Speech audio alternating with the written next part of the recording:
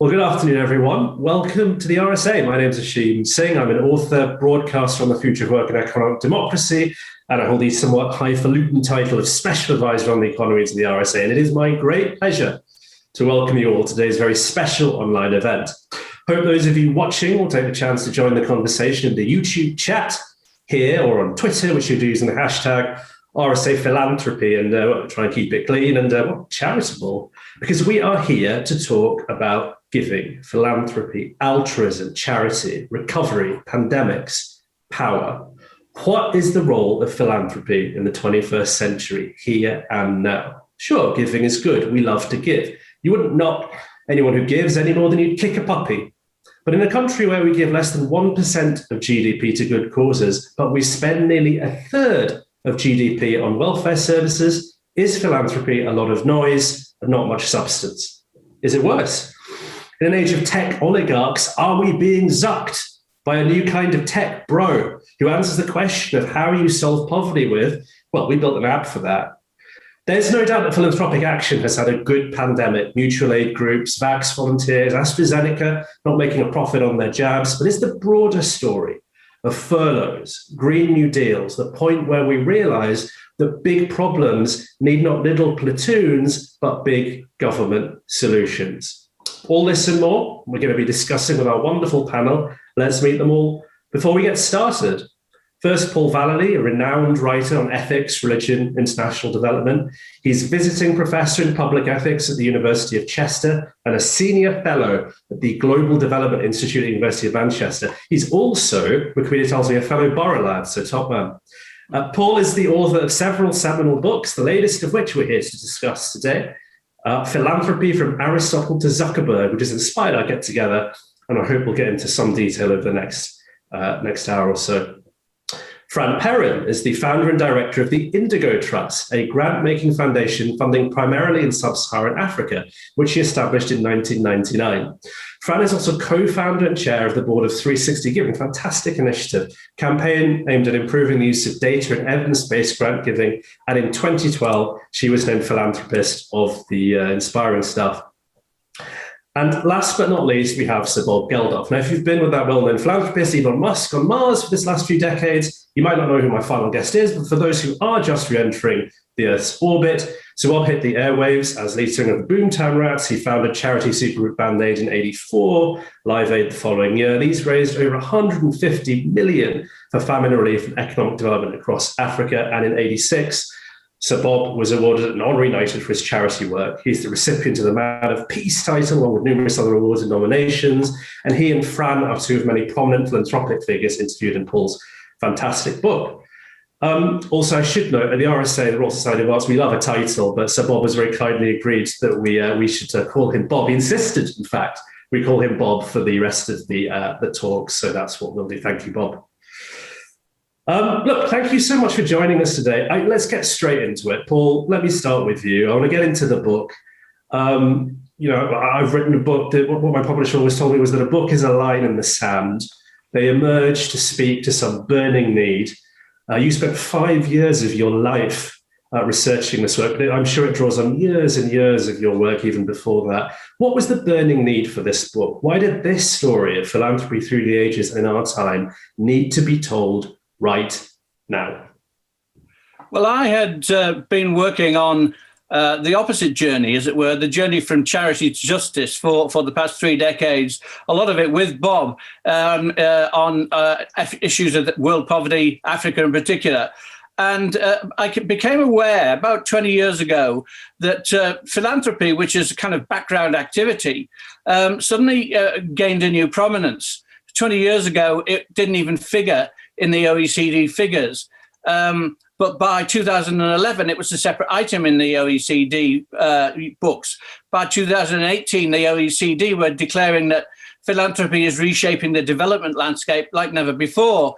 So I thought, well, from charity to justice, we seem to be going back from justice to charity.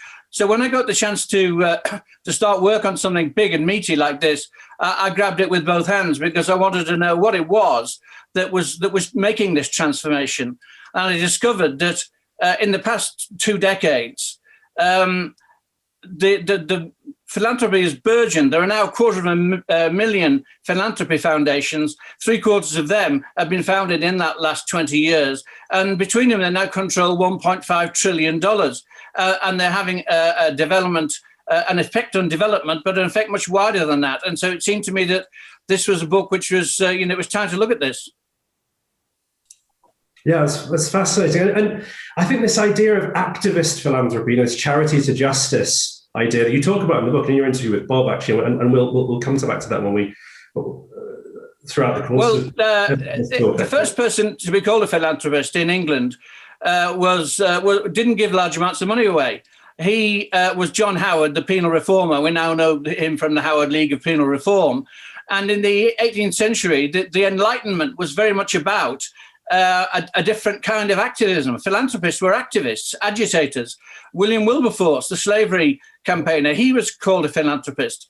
And it seemed to me that Bob is very much the continuation of that tradition. And it goes through now today to people like Marcus Rashford, who are actually using an amalgam of activities to push an agenda which is much more than giving money away. But giving money away is important, and there are good ways and bad ways of doing it. And Fran is an exemplar of the right way of doing it, because she looks strategically at what the problems are, but she enters into partnership and passes over power as well as pounds to the people that she works with. Yeah, I think that's really important, this idea through the ages. When I think about philanthropy, I think of that Hebrew concept, tzedakah, of justice, the idea that charity and justice are absolutely intertwined. And I suppose a question... Well, you're very unusual in that, Ash. You're very unusual, because most people, when they think of philanthropy, think about the Greeks. It's a Greek word, it means the love of humankind. And the Greeks had it very much as... there were high-minded people like Aristotle who saw philanthropy as being about improving the moral character of the giver. But most of the Greeks were involved in a kind of system of peer group pressure called liturgia, whereby they would, fund Euripides to write a play, or send a team to the Olympics, or something huge like building a warship or a temple. And there was like peer group pressure amongst the rich to do this. So it was very much a top-down activity. It was very much about cementing the place of the rich. It was about power. Whereas the Hebrews, who were developing this parallel system, which, as you say, tzedakah is the word for charity in Hebrew, but it's also the word for justice, because theirs was a more religious vision, and it saw, God had created the world and was generous, and so everybody in it had to be generous. And the revolutionary thing about that at the time was it had this idea that every person was created in the image of God. Now, that was revolutionary in that era, because the only gods were pharaohs and emperors and kings. So for the idea that everybody was in the image of God was revolutionary, and it made a philanthropy which is much more communitarian, much more two-way. And so you've got these two traditions which have kind of jostled through the history of philanthropy. In some eras, one's been more dominant than the other. And what my book calls for is a rebalancing of the two traditions, so we get the strengths of both. Fascinating. And that's a really nice segue, actually, into Fran, your work, if I may come to that. As Paul just said, classical thinkers, there's often a sort of a split between, on the one hand, being obsessed with the virtue of the giver, the amelioration of the individual self, but also this idea, which to my mind is something relatively modern in the way we talk about impact and the effect that you're having. How do you know that your giving is making a difference? I always think about Thomas Coram, who's founding this charity, the first charity, or one of the first charities, registered charities for children in London, but its foundlings didn't live on average beyond the age of 6. So, a fantastic organization for Coram and his buddies to give, but what was the impact they were having? I'm not certain it's all that it could have been. In fact, I know that it wasn't. And I just wonder, Fran, if you think, in terms of the work that you're doing, that we're certainly becoming more tuned into the idea of impact. We talk more about it in these rarefied circles. Many RSA fellows run charities who are obsessed with theories of change and impact. Do you think we're on the right path towards pivoting from a philanthropy that's obsessed with the self to a philanthropy that caters for others? Do we have a ways to go? What's your take on where we're at with all that? There's definitely a long way to go, partly because philanthropy is based on inequality. It's wrong that I have the ability to give just through a quirk of fate. I haven't earned this money, I've inherited it. And I wish we lived in a world where philanthropy wasn't necessary because that inequality didn't exist. But I'm very aware of the moral responsibility that I think comes with the ability to give. And I'd rather that people with money did give. And I can't really imagine why people wouldn't. When you see so many problems in the world, the ability to, in even a tiny way, make a difference has to be the most pressing thing. My worry is that philanthropy is really very unreformed, and you can look back at changes through history, but actually what we're doing now is still too similar to something that Andrew Carnegie would recognize. Mm-hmm. It's an old-fashioned model, quite often, of signing a check, giving it away. There's still a power imbalance between the giver and the recipient. And quite often it's reactive. It's based on things we're interested in, people we already know. It's often not strategic. And because there are no market forces in philanthropy, there's no need to revolutionize or modernize or hold ourselves accountable. And I think that's a huge problem. But that's why I'm thrilled to see there is a critique now. In the last couple of years, authors like Edgar Villanova and Rob Breach talking about the problems of philanthropy and how we can actually make it better. I think we do need philanthropy because there are things that government are very bad at doing. Government's not very good at innovation, for example. So if we want things to be effective, someone has to pilot them. And I think civil society is great at testing new ideas. And I'd like philanthropists to give the risk capital for that. If it fails, I've just lost my money. But if it succeeds, it can be rolled out, scaled up. And as I'm sure we'll talk about, the role of the advocate, how we can influence government to do what it should be doing. We can't rely on government to always do the right thing. And sadly, we're seeing that with the current cuts to the international development budget.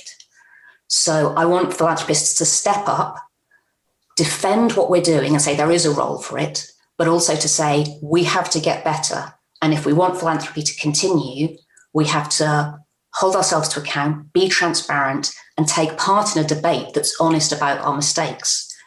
The effective altruism movement is really exciting, but everything that's proved to be effective now was unproven once, and somebody had to fund testing it, experimenting it, before we could look at what's effective. Fascinating. And there's so much that's rich there. And I just wondered, you mentioned some authors that are providing a critique. We'll add those to our reading list, I'm sure.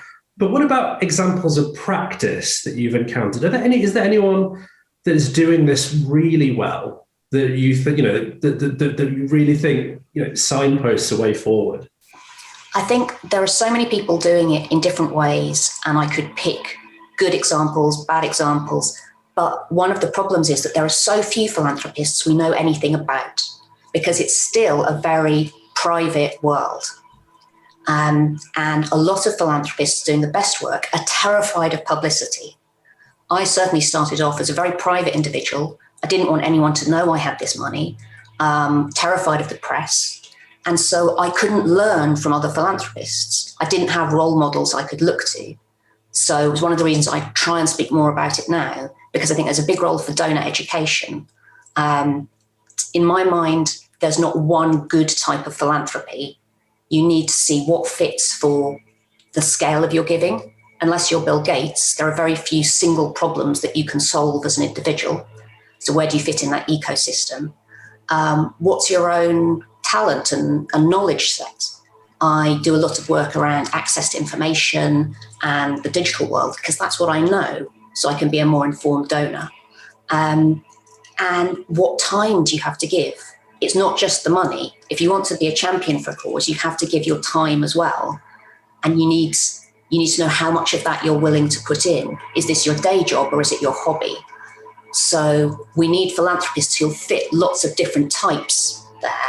And there'll be good ones and bad ones in between. Fascinating. And I guess, that's a wonderful segue, the idea of that, the public-private dichotomy and the public-facing philanthropist into your work over the years. I mean, you've obviously been on a journey or several journeys. There was Live Aid. There was that famous moment that's captured in pop culture, just give, sort of spoken, this declamation. It was Greek tragedy to the television, and it really worked. It was a pop culture moment. But since then, you've become less of a, it seems to me that activism has really enshrouded the work that you do in the philanthropic space. And you spoke about this in your interview for Paul's book. How do you feel that your approach to philanthropy has evolved since the Live Aid days in terms of the work that you've been doing? And I'm especially interested in your work as a public advocate, and perhaps also even as your work as a lobbyist. It's a word that's often has negative connotations, but fundamentally there is a big element of lobbying to the public advocacy work that you engage in from time to time, isn't there?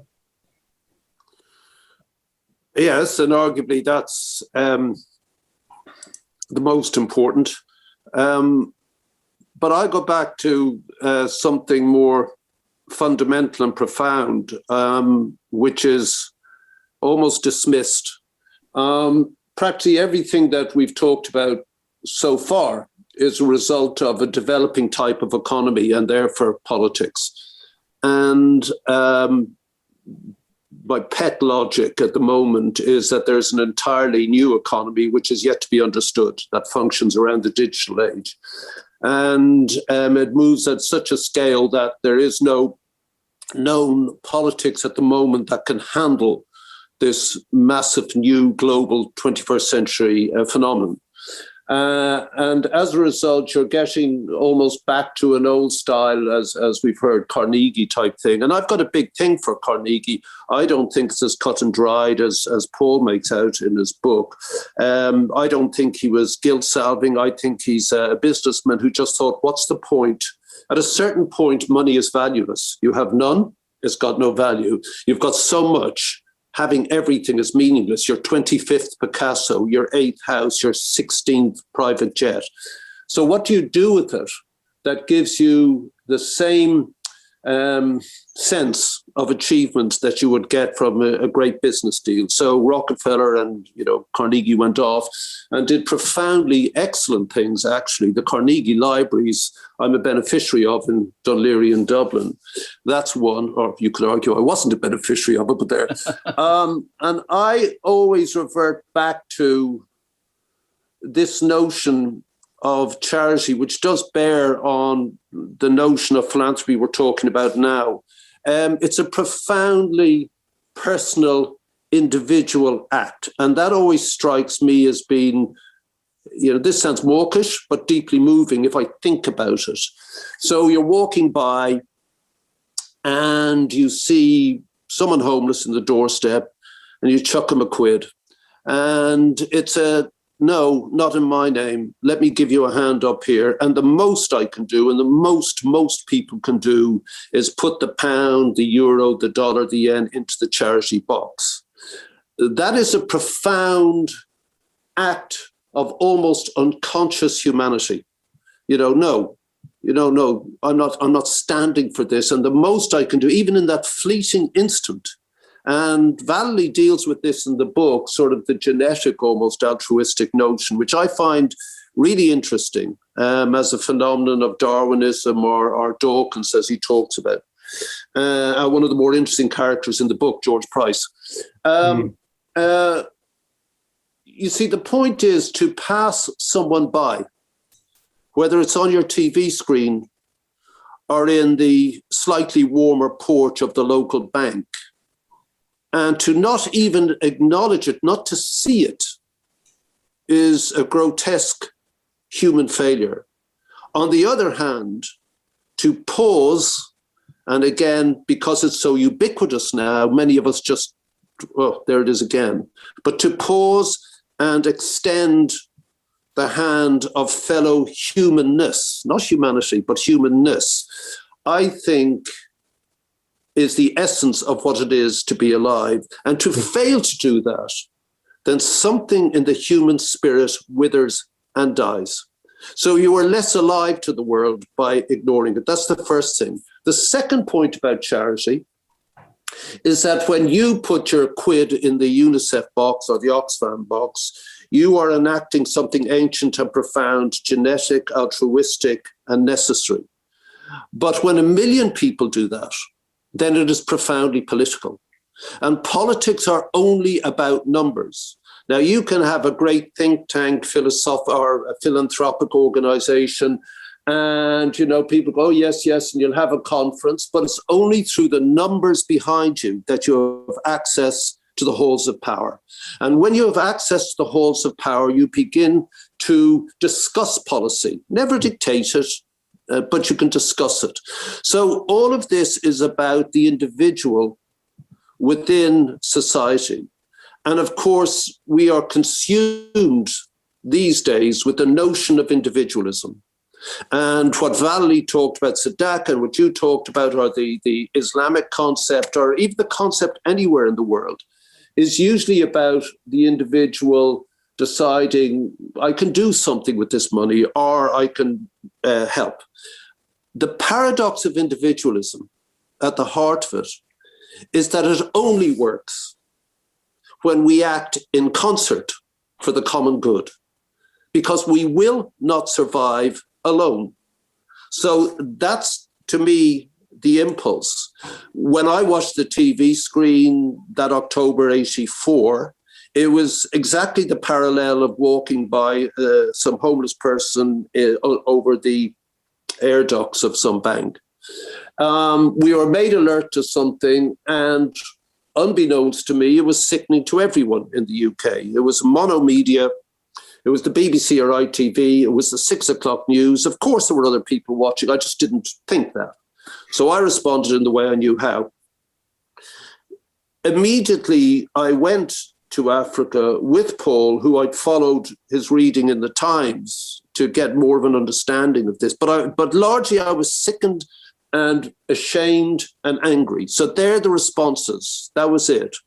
And of course, Midge and I wrote a corny song about, hold on, we've got this, they've got that. And I think the line that people remember, and that I had a huge argument with Bono about, and which still kind of works, and which I think we're kind of arguing about now, is tonight, thank God it's them instead of you. Mm-hmm. You know, and it's that, hold on a minute, you know, what's going on here? And when I trawled on that first trip through this misery, I came armed with an amnesty report. And when I met the various leaders, I felt out of my depth, and I felt nervous that I was letting everything, including myself, down. But I would open the amnesty report on the necessary page, because I quickly understood that famine in our case was a function of economics, that we would not starve in the UK, we would not starve in the US, well, they do, but we would just simply import food if that was the case. And of course, Amartya Sen has written, his Nobel laureate is on this basis. And so that was the steep learning curve. And from then on, it became necessary to do Live Aid, because certainly Band-Aid hadn't achieved enough.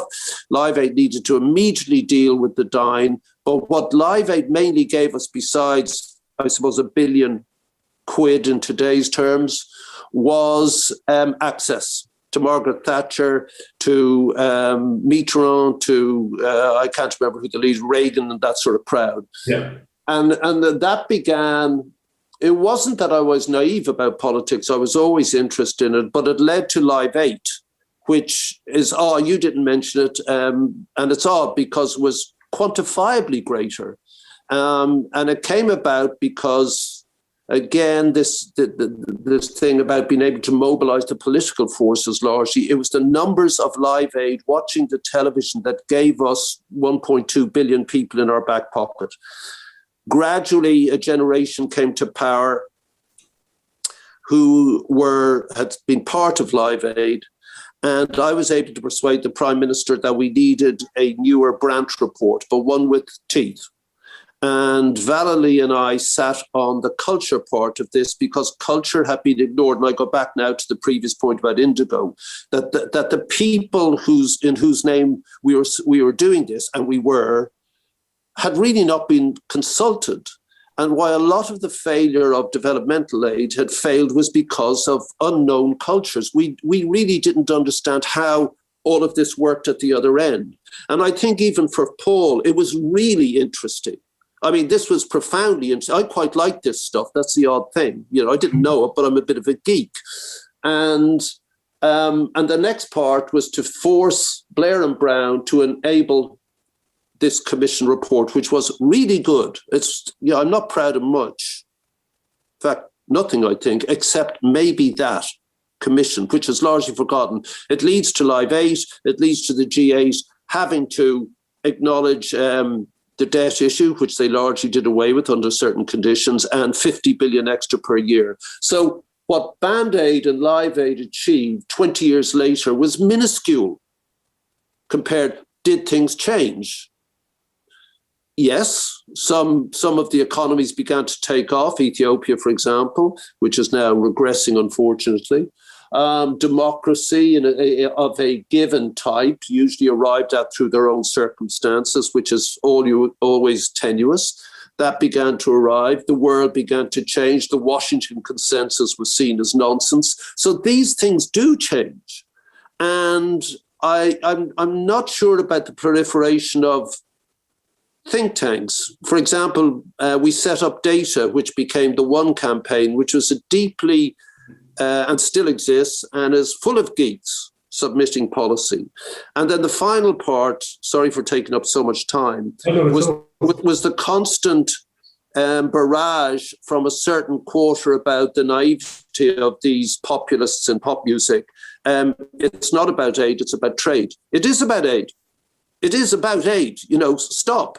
You want to stop people hurting for as long as possible. It's to do with aid. I won't have it about charity and aid. Those people who are charitable, great. I won't have the diminution of the words. The key words have been human, charity and love. And one goes on to the other without being hippie about it. But DJs these days can't say it without using a sort of Barry White type voice. He, our favorite charity, they say in Lurv. They can't say it without postmodern, quotes around it. And it's at the essence, and it's why ultimately perhaps governments are obliged to look at something beyond policy and forced to take a different view. As someone said, they're reluctant to change. Change is always exciting. Change can be good or bad. It comes out of nowhere, but it is only good when it meets the needs of and the requirements of society. It's the process of change that's so debilitating because it's so slow. So the next thing was to prove that any people, given the chance, can have exactly the same life chances as us. So the next thing, fed up with all the critique, I set up a private equity fund. I know nothing about finance. I care less about it. But like Band-Aid, like all these things I do, I gather people about me who can do this stuff. And we raised $200 million around that and invested in 8 companies in Africa, which has done, some are great, some are not so great. We're exiting them now, but I wanted to, we employ about 10,000 people in Africa. That directly affects 150,000 families who are now stable with stable incomes, with education, with housing, etc., etc. But I wanted also to give a return to people in the West. I wanted capitalism read in tooth and claw unashamedly. I don't take anything from it, obviously, but the people who do, are PE dudes. So they were prepared to do that. So it comes in all guises. It isn't charity. It isn't philanthropy. It's a whole notion of how the world works and how it can just work better. And I'm not sure that either Paul arrived at that in his book. He touches on it. And I think, Paul, just addressing you directly, the answer always seems to be that there needs to be a political end to this, that governments are ultimately the ones who will right the global balance of inequality and justice. And I just don't believe that. I don't think that's part of the gig. I don't even think that the institutions of governance are capable of doing that. I think that humanity does that. Well, thank you. Let's let Paul come in on that. Yeah. Yeah. I think, what's emerged from what Bob said and what Fran said is the linkages.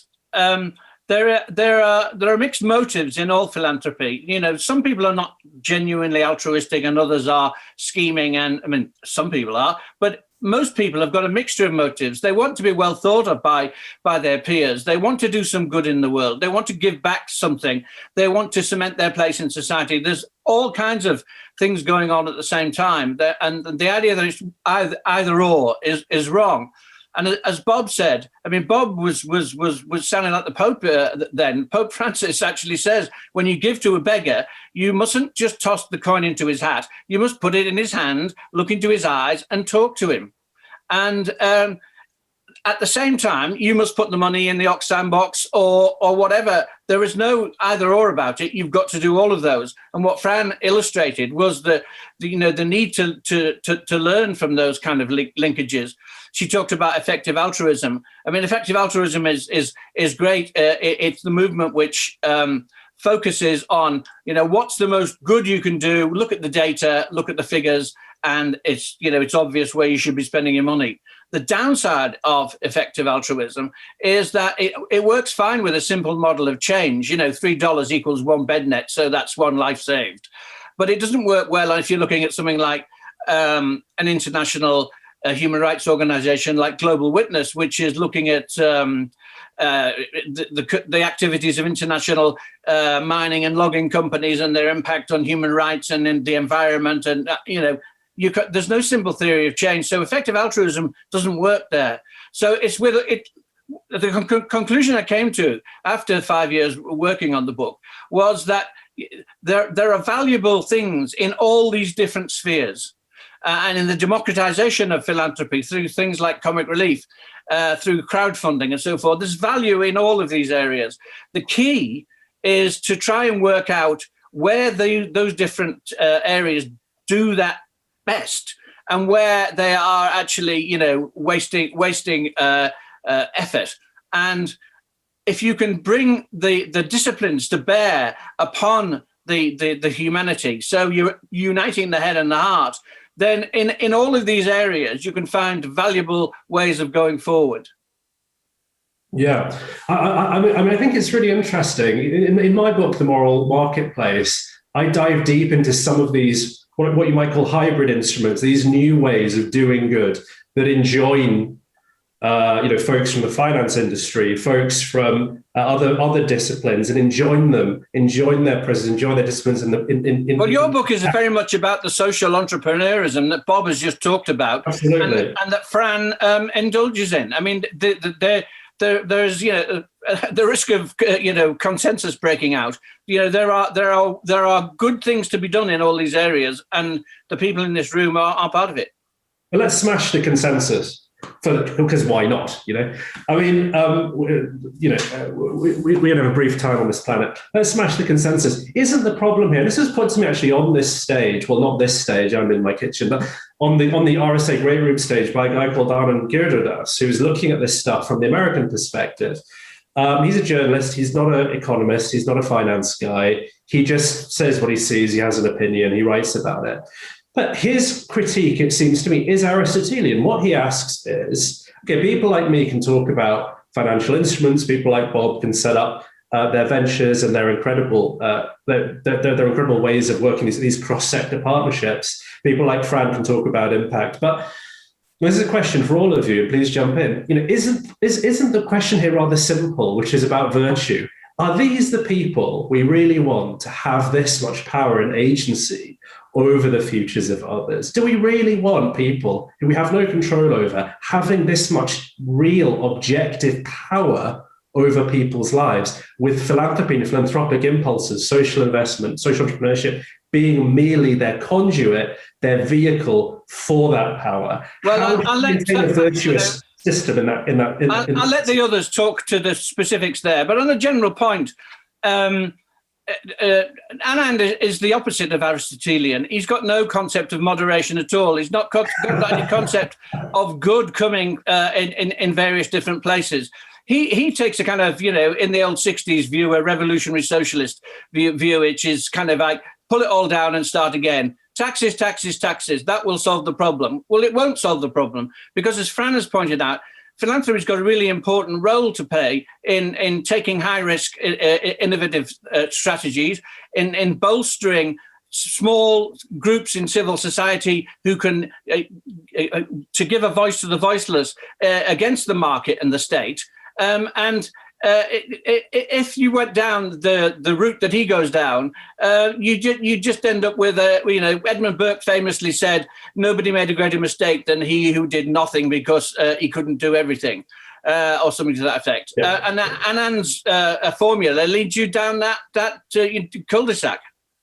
I would add to that and say I think Annan's asking the right questions, and it's striking that before recent years there hadn't been a good critique of philanthropy. And that's not healthy. If we all sit around patting each other on the back, then we get stuck. And we also can't call out bad practice. So actually, I think most philanthropists do have good motivations and are trying desperately to do the right thing. But that doesn't mean that they necessarily are. And we have to acknowledge that sometimes philanthropy can be just ineffective. That's okay if we acknowledge failure and try to do better. Sometimes it can actually be harmful unintentionally. And there are some great American studies on charitable interventions that have actually made life worse for the people they're trying to help. So I think we have to challenge ourselves and hold each other accountable to say, we may fail, sometimes that's okay, but are we always striving to make it better? And because it's very hard for people outside of philanthropy to change philanthropy in any way. If philanthropists don't want to do something, it's really hard to make them unless you regulate. So we have to hold each other to account and constantly try and improve. It's why I set up 360 Giving, because if we can't see what other philanthropists are doing, then how can the public judge whether it's valuable or not, whether it's legitimate or not? So I think we need philanthropists, and they have to have some power because the government isn't always perfect. It won't always agree with me on the need for international development or protecting reproductive rights in America. You want to have that neutral, independent charity sector, but that doesn't mean we'll always get it right. So I think Annan goes too far one way of saying it's all terrible, but we shouldn't just say, well, we mean well, so it's always perfect. How do you get that? But Fran, how do you get that balance? Because you articulate very effectively, I think, that there is a balance to be struck. And I think this whole conversation so far has been about balance, which is really interesting. And I think that itself is very Aristotelian, isn't it? The idea that you don't want to give away everything so that you starve, but you want to give away enough so that you're not hoarding. But how do you get that balance between... So the pandemic is the obvious example of this, right? So I said up top in my disquisition that the philanthropy has had a good pandemic in many ways, mutual aid groups, philanthropy being a big part of the vaccine rollout and so on. But also, it has contributed. This is not a criticism of the individual involved, but Bill Gates, for example, and his work on philanthropy has been the centre of a maelstrom of disinformation, stoked by his fellow tech heads. And there is an argument that the power that Bill Gates wields itself has made the rollout of the vaccine quite difficult because people, they're confused. I've got to challenge you on that. Yeah, you're just wrong about that. We'll break the consensus right here, which is Bill Gates' funding of vaccine research and basic science research and funding health systems in developing countries has done more good in fighting the epidemic than probably anyone else. You've also got philanthropists as distinctive as Dolly Parton, who gave $1 million to fund vaccine research, of which she was then the recipient when she received her own vaccination. The misinformation about the vaccine doesn't come from Bill Gates. It doesn't come from Silicon Valley. It comes from conspiracy theories or just members of the public with normal fears. We wouldn't have the kind of pandemic response we've had if people weren't funding scientific research years ago. There are many ways you can criticize the Gates Foundation, but not for this. Let me just add to that before you move on. I mean, Gates is probably the single human being most responsible for the eradication of smallpox.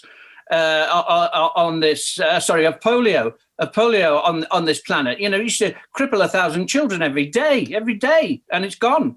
And Gates, Gates started a revolution in the 1990s on the way that vaccines were developed and funded. He said, why is the pharma industry developing cures for baldness and slimming pills and not malaria? And the answer he was given was because only poor people get malaria, so there's no market in it. So he said, well, how do we create a market for it? So he came up with a formula, which was he went to the pharma companies and he said, how much would you need to do the R&D on this? And then he went to the governments and they said to them, if you would get guaranteed you'll buy 1 billion doses of the malaria vaccine, will you undertake to underwrite that? And so through these kind of volume incentives, he created a formula whereby there was a market for people to work on tropical diseases. Now, that was in the 1990s. He's gone through the past decade. He did a lot of funding of Ebola in 2014. He came back from it and said, what would happen if you had a disease that was as infectious as flu and as deadly as Ebola? Well, we now know what would happen. But he warned about it in a TED talk in 2015 in the Munich Security Conference 2017. Every year he went and saw Trump and said to Trump privately, put some money into this. You'll be the hero. No. So he goes off and does it on his own. He sets up the Coalition for Epidemic Preparedness. He does germ games at Davos. He invests in the 5 companies that have produced the 5 leading vaccine candidates on COVID. He's put 100 million into developing the biggest vaccine manufacturer in the world in India to produce shots at $3 a go for people in developing countries. I mean, Bill Gates has just been phenomenal. I even suggested he should be nominated for the Nobel Peace Prize, and that wasn't tongue in cheek. I mean, he's an amazing character. So, I mean, the question that people like Anand should be asking is, what about the 9 out of 10 mega billionaires who give nothing? Why is all the flack on the philanthropists? And what's the answer to that question? Why does such opprobrium attend the Bill Gateses of this world? Because they stick their head above the parapet and to do something, and they show that they're rich, and people snipe at them. They're like a lightning conductor for resentment against the rich. Is that your take on it as well, Bob? I mean, obviously, you've stuck your head above the parapet more than most. Do you feel a lightning conductor for resentment through your philanthropy? It's twofold. You're the whipping boy and the lightning conductor, for it, and it depends on your level of celebrity. Bono is quantifiably, obviously, much less of a musician, or frankly, he's a very small person as well. So obviously, he would be attacked more as a sort of derisory character who's frankly a bit thick because he's a pop singer. He's the very opposite. He's a very, very clever man. I completely agree with Paul about Bill Gates. He shouldn't be nominated. He should have got this thing, the Nobel Peace Prize. He is an extraordinary individual and has achieved, in the world, historic terms. The question to me is this. The critique always of philanthropy and charity, almost the criticism is, it's none of your business. Why do you do it? It's always for your own game. Leave it up to governments. But the thing is, governments are simply not going to or not capable. International development aid is a kind of societal philanthropy. We've sort of third-handed it off to government, and it's about as effective. It's probably less effective than people who are engaged in large philanthropic exercise in the first place. It's also an instrument of policy. It's to do with soft power, etc. You can see it with Raab and Johnson slashing one of the great achievements of, Cameron, I guess. And, it's deeply resented by those of us engaged in this thing. Incidentally, Bill Gates was very behind moving that agenda as well. What would happen if there wasn't philanthropy? What would happen if the charitable impulse was so neutered by the impossibility of achieving anything, by the prurience of the television news, become so numbing that we just believe you can't do anything, that change is never possible. And that's really the interesting thing to me. I find a lot of the people, you know, who pitch up at Davos and stuff like that, though I've never been because I just couldn't stand it. I'd go nuts. But, you know, they're pontificating, and that drives me as much nuts as anybody else. But what would happen if Warren Buffett just died with his billions and didn't get rid of them? Or if if Gates hadn't directed him in a certain direction? You know, Zuckerberg, I'm suspect of, you know, but I'm not sure why. It just strikes me as odd. But let's park all that. Let's say that Vallely's book simply isn't possible, that these notions never came about. Now, Paul deals with it in the genetic and altruistic born instinct that we absolutely require to take care of each other for our own ends. But if it's just as reductionist as that, then what happens? We keep arguing about the impulse and how should it work and etc. But say it's not there. Is government capable of doing the things that, you know, we've talked about? And the answer to me is no. Plus, what do you do where societies are manifestly unequal through poverty and through shit governance because they will never pull themselves out of poverty? African governments, the Indian government, which is woefully inept and inadequate and corrupt. What do you do? You know, do you just stand back and say, in a digital communicative world, you just stand back and say, you know what, dude, thanks very much, but, you know, nothing we can do, and feel nothing. And feel nothing. That's the odd thing. The feeling of nothing is what gets to me. It's got nothing to do with being saintly or anything. You wake up, you turn on the telly, it's shit. So, you know, what do you do? Do you just say it's shit? I'll just, you know, get on with it. Are you numb to the world? And what happens if, you know, arguably people who are wealthy, or you inherit your wealth or whatever, you kind of go, what do I do with this? I don't feel, because of a different background, you know, I felt no guilt about being able to scramble and, you know, get out of a relative poverty into a relative well-being. No guilt whatsoever. I feel no sense of achievement from the things that people talk about. None.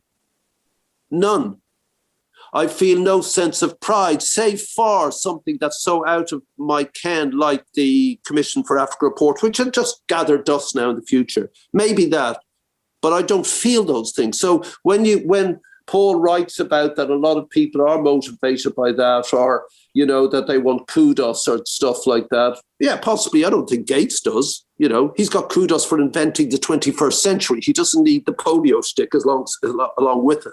So it always comes down to me to less unpicking the why and wherefores of philanthropy. And yes, obviously, many of the things that people try to do fail, even with the best intentions, but it comes back again to Paul quoting Edmund Burke. And then philanthropists are always saying, the religious always say, if we could all do it, imagine how great the world would be. The world wouldn't be great. We're humans, you know. We are destined to fuck up, you know, and so you're just generally trying to be less of a fuck up than everybody else, you know, or trying to help unfuck up things, you know, and that's it for me. But what happens if that impulse or those institutions, or you inherit money and say, what can I do with this? I don't think it's a sense of I am obliged by duty to do something with this, or I want kudos, or I want to be, I don't think it's anything to do with that. And if you do argue that, then you'd say that every religious figure, for example, from pre-Christ and afterwards, there's something odd and psychotic about them. It's arguably true. And the one I keep coming back to, which I called Paul about the minute I started reading his book, was this character, George Price. which would be a fantastic biopic. He got to a point, this great brain, which competed simultaneously with 4 Nobel Prize winners in 4 separate disciplines simultaneously. He abandoned his wife and children, having studied altruism and philanthropy, and he ends up giving away everything he had. Unlike Francis of Assisi, who doesn't start a community to support him in his giving away of everything, he just dies from having nothing. That's what we're talking about, reductio ab absurdum. So where does it stop? How does it occur? And what would happen if it didn't exist at all? Because governments can't do or will not do, can't do what the philanthropists attempt to. Well, let me bring in Fran there, yeah. We can look at this at the theoretical and the philosophical level, but you asked about the pandemic, and there's just a couple of examples that I think make it real. As you said, I mainly fund in sub-Saharan Africa, but when we were in the early stages of the pandemic a year ago, I felt that there was an immediate, desperate need within our own communities within the UK. Philanthropy often moves very slowly, and so we said there isn't time to be deeply strategic. We need to get money out of the door. And I gave £1 million to the Trussell Trust, which runs food banks, and £1 million to the National Emergency Trust. And that was about saying, I'm not an expert in crisis response. It's not what I'm used to. So I'm going to give it to people who know what they're doing. And Trussell Trust was extraordinary at getting food and supplies to people who would have starved without it. And there's a big case, if you're a strategic philanthropist, to say, we shouldn't have food banks exist. There shouldn't be a need. The government should be providing. But it hadn't been in that case, and it wasn't going to do it fast enough. So strategy can be, give it to the people who know what they're talking about. Then you've got the advocacy. You mentioned Marcus Rashford, who then went to government and said, we need school meals for pupils during lockdown, during the holidays, and forced government to respond and to do the right thing. I then moved on to say, okay, those are big organizations. Trussell Trust runs a national network. What about the smaller communities? What about the people who don't have a voice at the table? And so gave money to a really great fund you should look up called Rosa and Imcan, which was a network of domestic violence charities in tiny communities, mainly from ethnic minorities, where people were working really deep at the heart of communities. And I said, as a network, you can distribute money to those tiny charities better than I ever will. You have the experience, you know where the groups are and what they need. And I'd like to see more of that delegated giving, saying, I'm going to give the money away, but I'm going to trust the people in communities to know how best to spend it. And then one of the most exciting developments to me that's happening is a new foundation is being set up called the Baobab Foundation, which aims to be a grant-making foundation run by and for Black people in the UK. So what they're saying is philanthropists should give to them. We should endow this foundation with as much money as we can, and then it will be re-granted by people who are in those communities, who lead those communities. It's one of the most ambitious things I've heard in philanthropy for a long time, but that's the kind of innovation I'd like to see. Those are all different kinds of responses, and there are more just in the pandemic itself. Brilliant, thank you. Yeah, you just talked Baobab Institute, which is dealing with people in the Black community. That precisely is what government should be doing.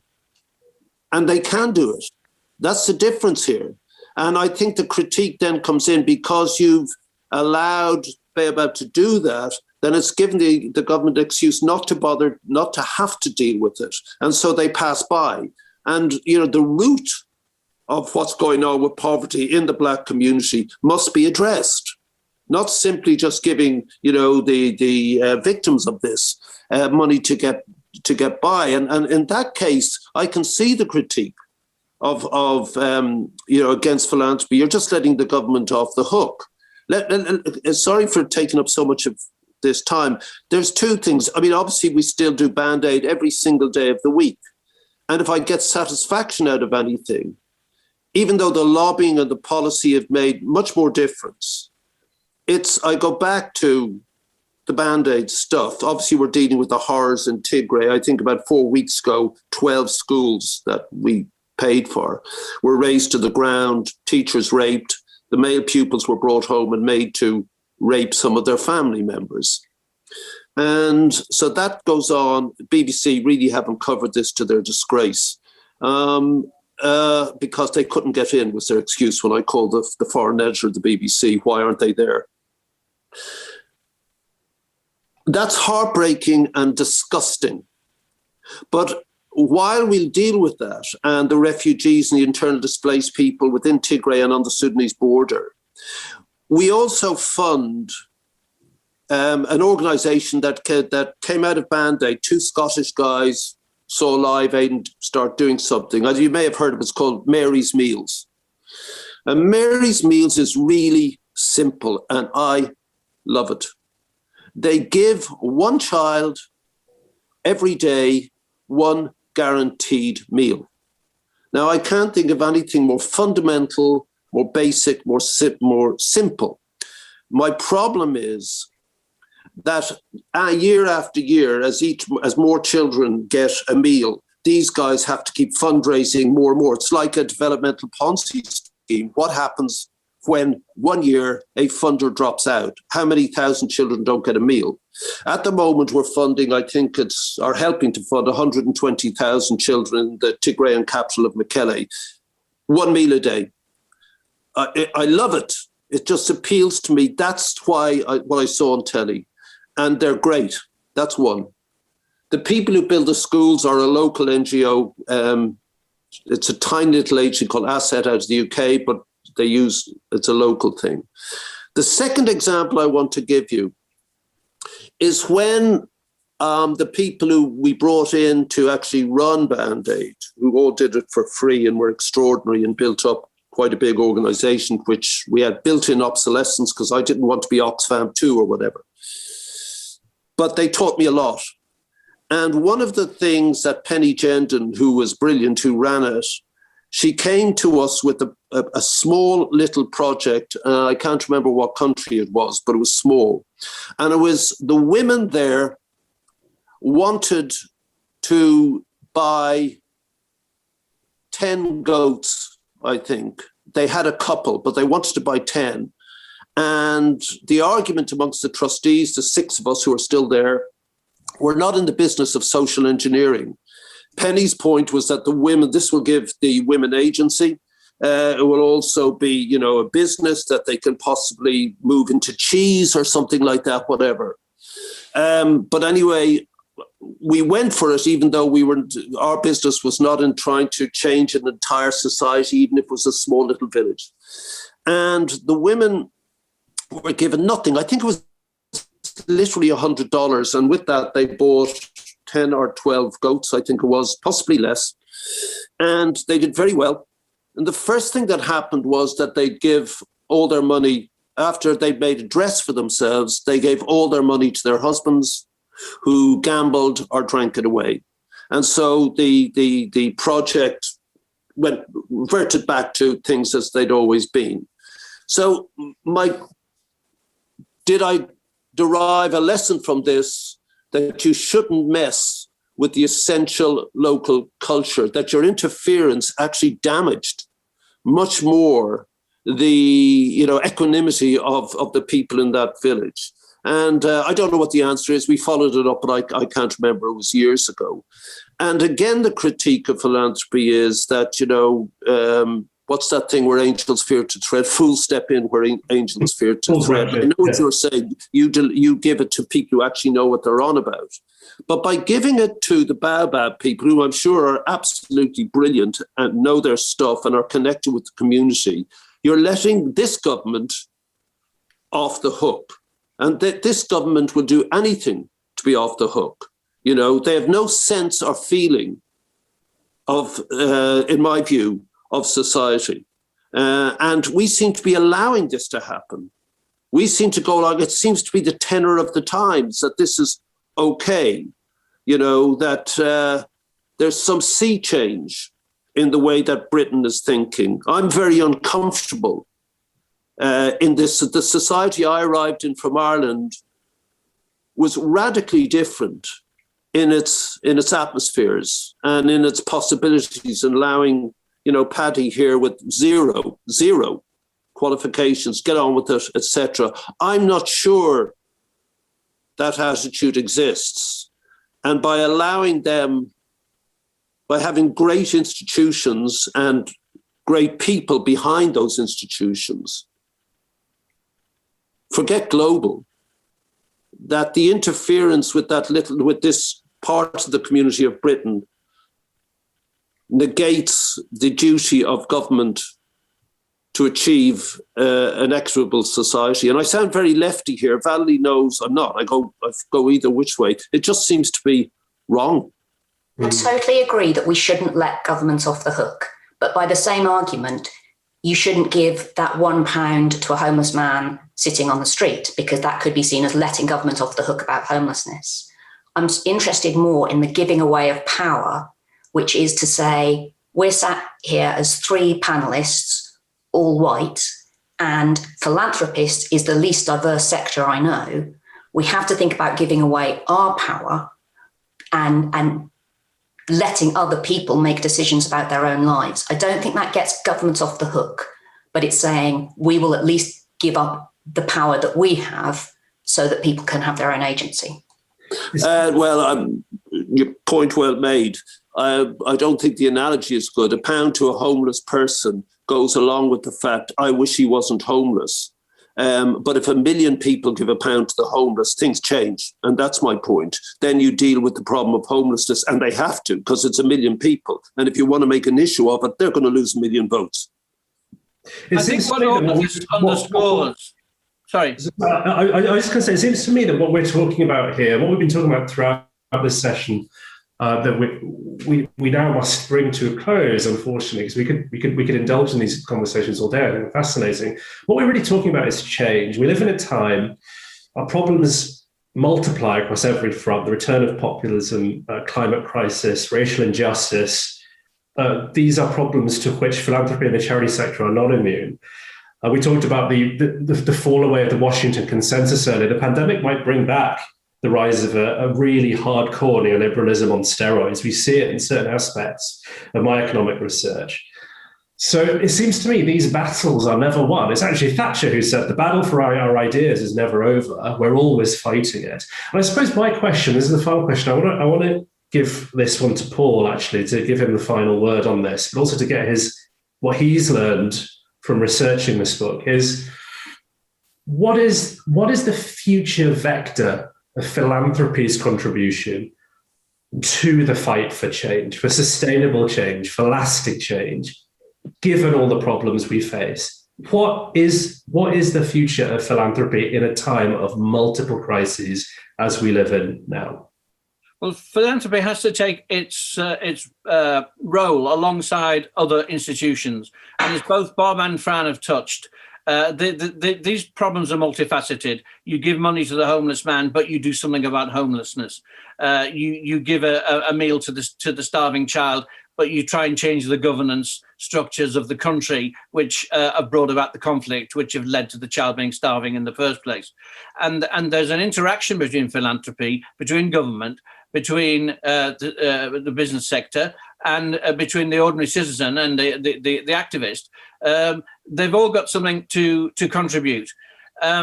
We're very preoccupied with the pandemic for obvious reasons, but you mentioned in passing there climate justice, and I think that climate change is the huge problem on our horizon, and our generation really have passed the buck. And building back better means building back greener. And I think that if you look at philanthropy and the role it's playing on climate change, the group of climate scientists pointed out last year that only 3% of all philanthropic donations in this country and similar in the States go to environmental causes. You've got philanthropists like the Koch brothers who actually fund climate change denial. You've got other philanthropists like Michael Bloomberg who are trying to wind down the coal industry in the States. You've got individuals who are doing things, but overall, philanthropy is not playing the part that it needs to in the fight to save the planet. So that's where I think I would end. All of these initiatives are valuable. And as Pope Benedict said, even in the most just society, there will still be loneliness. So you can't do without the charitable impulse that Bob so vividly illustrated. But that has to go along with the strategic impact vision that Fran's talked about. And these really need to be brought to bear upon the climate crisis. Stirring stuff. Oh, what a wonderful message to bring this conversation to a close. I think we could talk long into the evening, but alas, time's got ahead of us. Look, Bob, Fran, and Paul, thank you so much. Thank you so much for taking time to talk about all of this. Big philosophical, political questions, a proper ding-dong in parts. You really gave it openly with such verve. I'm really appreciative. Thank you. To those of you who are watching, hope you enjoyed it. I hope this conversation has given you some idea of what you can find in Paul's fascinating book, Philanthropy from Aristotle to Zuckerberg. You can see them lined up behind him there. And I think this is the point where we hold up our copies, but only have a virtual copy. As it happens, I have one here. Oh, well, there we go. And Bob has his. There you go. I must read it sometime. It's a fascinating, hefty read, and well worth a few weeks or months of anyone's time. But a wonderful, wonderful achievement, wonderful piece of work. And I really recommend it. I loved reading it. Information about where you can get hold of a copy will be found in the sidebar chat here as well, and on the RSA Events social media. We'll be tweeting that out there, hopefully alongside the video of this talk. All that's left for me is to say thank you once again to all of my contributors and to you all for listening. See you next time here on RSA TV.